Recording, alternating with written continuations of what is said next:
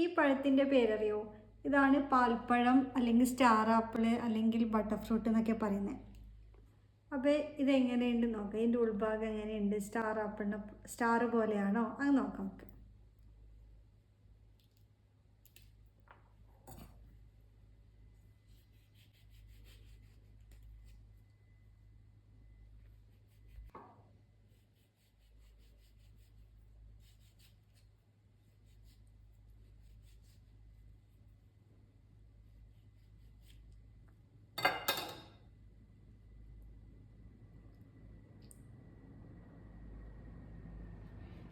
ഇതാണ് ഇതിൻ്റെ ഉൾഭാഗം, സ്റ്റാർ ഷേപ്പിൽ.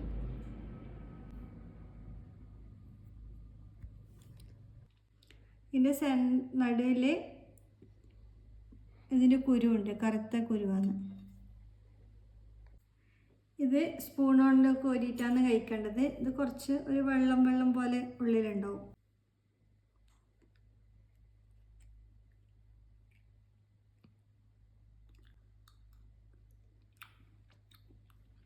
നല്ല മധുരമാണ്. നമ്മൾ ഇളനീരിൻ്റെ ഉള്ളിലെ കാമ്പ് തിന്നൂലേ, ആ ഒരു ടേസ്റ്റാണ് ഇതിന്. കുറച്ചൊരു വെള്ളത്തോടു കൂടി ആ ഒരു